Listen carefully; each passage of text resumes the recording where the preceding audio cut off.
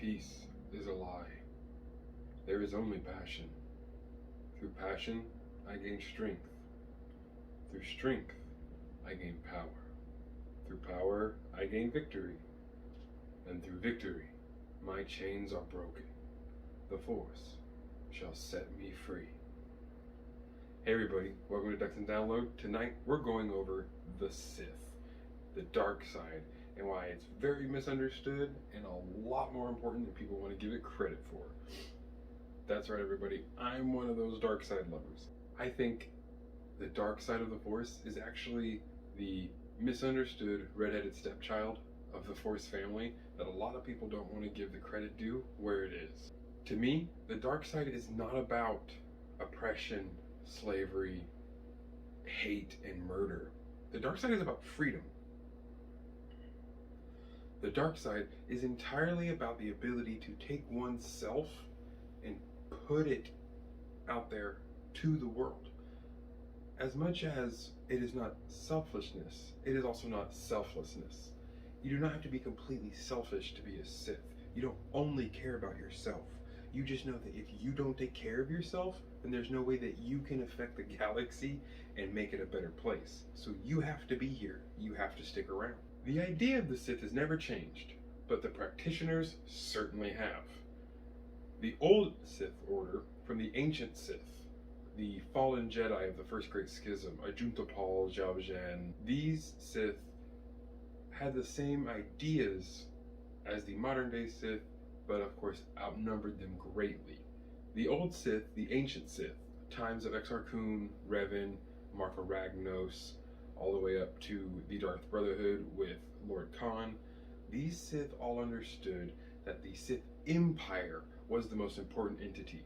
Not the individual Sith, not the individual dark side practitioner, but the Empire and the dark side itself, always being fed like a furnace. The new Sith, on the other hand, think of the dark side much more as a poison, as Darth Bane had put it. Darth Bane created the Rule of Two because he was afraid of the Sith becoming less than they were, and because he 100% misconstrued Darth Revan's actual teachings. Bane thought Revan was talking about the fact that there should only ever be one master, one apprentice. What he didn't understand is that what Revan meant is that there should only be one master for one apprentice among the many masters that exist. Darth Bane's poison analogy isn't wrong, but he's thinking of poison very strangely. Yes, a poison can dilute, but the poison itself only needs but one small drop per cup to kill as many people as possible. You don't dilute the poison to make it last longer or to stretch out further. You make more poison. And with only two Sith, the poison, you have completely limited yourself to 2 doses.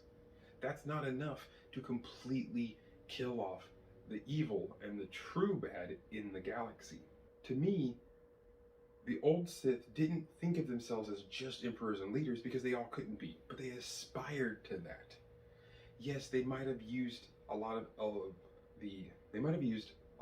alien races for slave labor. Yes, slavery is bad. The forcing of one to do another's bidding, but for no other reason than their lot in life. But it is also just a part of, for some reason, this wickedness that is connected to humanity. Should we better ourselves from it? Of course. But in the end, the ultimate Sith goal is not to enslave everyone, it's to free everyone and to be the source of that power. To me, the Rule of Two neutered the Sith. The main reason for that is Sith need competition. With only 2 Sith, it's far harder for the apprentice to know when he is more powerful than the master. To me, that makes it far harder for the apprentice to know that he can kill the master, putting them in this weird limbo of constant back and forth where the master sets the apprentice in his place and the apprentice tries to push up and get one over on the master. It causes, honestly, just as much backstabbing as the other one did, but just over a much longer period because things are a bit more direct in the sense that the master has far more view over his apprentice. That doesn't mean good, though. The competition from having multiple Sith Lords, multiple Darths, and all kinds of a Dark Council kind of situation makes one have to hone their edge, their blade of the mind, their wit, their force powers. and really hone those against other Sith in literal combat to the death. Darth Sidious had no one to challenge him. Dooku wasn't strong enough. Maul was not nearly strong enough, wasn't very force adept. And Vader became a machine of which then Sidious purposefully gave the worst mechanics to, so he would not be even at a quarter of his power. Palpatine was just a really big, greedy, ugly person who only wanted to rule for the sake of ruling. Anakin, Darth Vader, wanted to rule to stop suffering. That's a real Sith. The ancient Sith also had a lot more power than these New Age Sith. We're talking about Sith sorcery and Sith alchemy. With Sith sorcery, we also have two other types of elements used besides lightning that we don't ever see in any modern day, almost any games or any of the books or movies. And that's the ability to also use combustion and to use freezing powers. Some ancient Sith, besides just force lightning, could literally heat their hand and catch something on fire, or freeze it and destroy all of its atoms from the inside, causing them to just completely go still. And all of that can be found in this amazing book right here, the Book of the Sith. Definitely not all canon, as there are some things in there that clash, like the creation of kyber crystals. We now know that the canon source of that is actually bleeding the crystal and not creating a synthetic like this would have you believe. But this book is really awesome for anyone who wants to know more about the Sith. Besides the abilities of just attacking the Sith horror, Sith insanity, these ancient magical powers that they had, Sith illusion, where Naga Sadow has the ability to almost quadruple the amount of soldiers the enemy sees, demoralizing everyone, and of course battle meditation like Lord Khan and many other Sith had as well. All of these really awesome Sith sorcery powers have kind of been lost to time, probably due to the fact there's only two, so they don't have the ability to focus on every power and really grow the dark side. They're too busy growing themselves in the dark side. Then we also have alchemy, though. Sorza Sin was one of the most amazing Sith alchemists ever. Her powers and her creation abilities rivaled that of gods almost. The Leviathan, the Rukata, the Tarantata, amazing creatures that we have to fight throughout all of the Sith temples in Knights of the Old Republic. But these creatures that she was able to create and give power to, the Leviathans had pustules on their body from the souls they collected of the people they killed to have powerful bursts of energy and destruction. Is it gross and gnarly? Yeah. Is it freaking cool? Yeah. Obviously I'm biased, but the dark side is a form of creation. You cannot have creation without destruction. Like with farms and with prairies, they need to be burned as well. You have to cull parts of the ecosystem that do only harm to it. That's why the dark side is freedom. That's why the dark side is the ability to, again, be selfish and, in a sense, selfless. You will have to always care about yourself to make sure that you're around, to make sure that your ideas are done. And if you are stronger, then others will just do as you say. But the dark side does have an issue with the weak and those who have such a big ego of themselves. They think they can manifest and control this darkness. The true dark side corrupts absolutely, like absolute power. But only if you let it actually have that absolute flow and complete take of you. If you use the Force and really make it do what you need it to do and then stop using it as if it is simply just a tool, it doesn't have the time to corrupt you like those who bathe in the dark side, like Palpatine. Sith eyes are kind of a show of that. Within Count Dooku, within Anakin Skywalker, Darth Maul, a lot of them, we really see those Sith eyes, that gorgeous orange, yellow, red, only flare up when they are in the utmost thralls of emotion, when they are really a slave to the actions they are committing more than their own spirit and more than their own thoughts can prevail. Sith eyes really help show the ebb and flow, though, of into the deepest part of the dark sides and outside of it, allowing one of the practitioners of the dark side to really move in the Force, whereas the Jedi really are kept in their lane by all of their restrictions, their rituals, their rules, and their practices. Another point is that there's the same legend almost that the Jedi have, the Sithari. but it is said that the Sith Authority will destroy the Sith, breaking them down and getting rid of all of the evil and just stagnation within its own order, and bringing it about anew, making it more powerful than ever. Balance. But the Sith see balance within themselves, whereas the Jedi were talking about the Chosen One bringing balance to the entirety of the Force, because the light side cannot see itself, for it is light, whereas the darkness is the void. The light side is vanity. Even when it pretends not to be, that is what makes it the most vain, is it believes itself to be superior, and through that belief makes its own prejudice become truth. When you look at a lot of creatures throughout the Star Wars universe, there are plenty that are more dark side orientated. Trandoshans, Hutts, creatures that are, their entire culture and people are meant for killing, bribing, backstabbing, and getting their way. It's not impossible to see one of these more dark side leaning creatures go towards the light, but they rarely will stay there or rarely fully go into it. Even Jedi Master Skier, eventually, just through his own mental and physical evolution of his people, the Trandoshans, becomes more predatory and savage, and he can't even help it. It's just a disease that comes to Trandoshan people.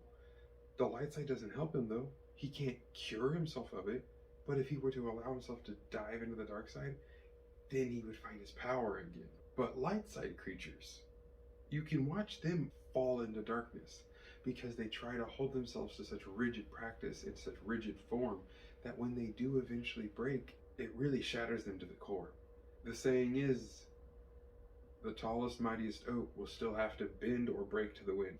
The dark side honestly pushed the entire events of the entire Skywalker saga, and if it wasn't for the dark side pushing our heroes and using their loves and passions as fuel for their hero's journey, then we would have no galaxy far, far away saved.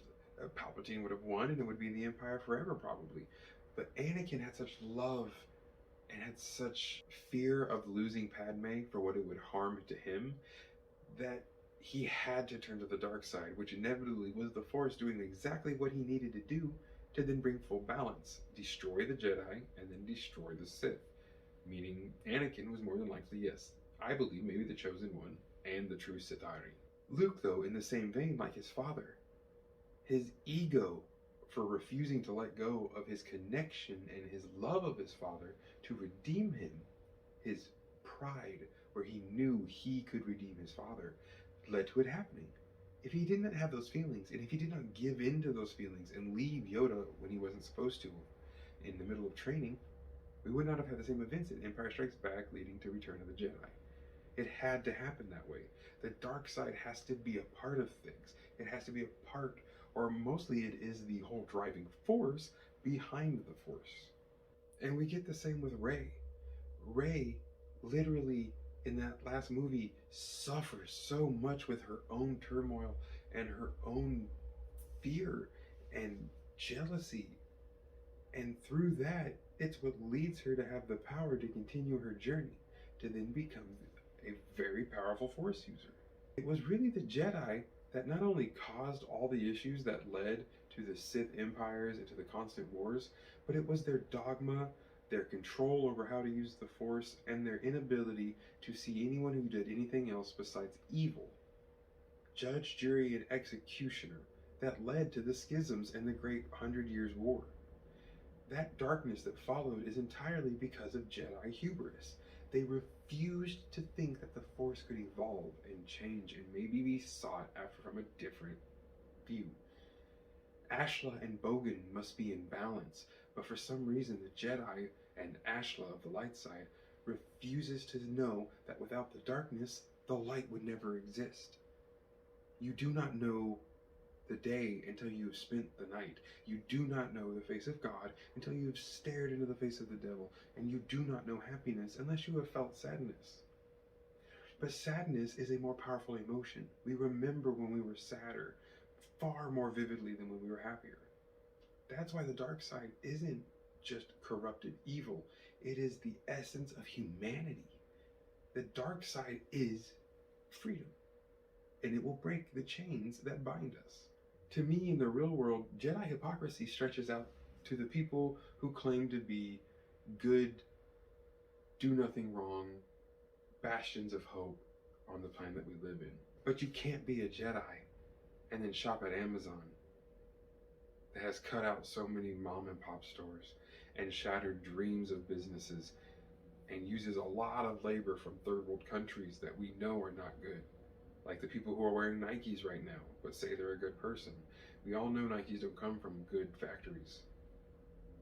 The cobalt and the things in our cell phones that I'm using right now to film this. There are people in much worse places that made this happen. And if you believe you're so high and mighty, then their work becomes invisible to you. People who understand darkness and live in it know the dark things that have to happen to make the world work. And eventually, one day, when one of us becomes more powerful and strong enough, we can change that. One of these days, maybe we'll break our own chains. The Sith Code can teach you a lot about self-determination and passion towards a goal. So, on that powerful subject, guys, you know I love to hear from you, so make sure to comment your favorite part of the dark side or against it. Let me know why you think the light side is better. I'd love to know why you're wrong. Make sure to always share because it helps the channel out so much. Like the video, and I really look forward to covering the dark side with you all more. I figure I might as well start diving into what I know best and what I really love about this galaxy far, far away. Have an amazing evening, everybody, and I look forward to seeing you again.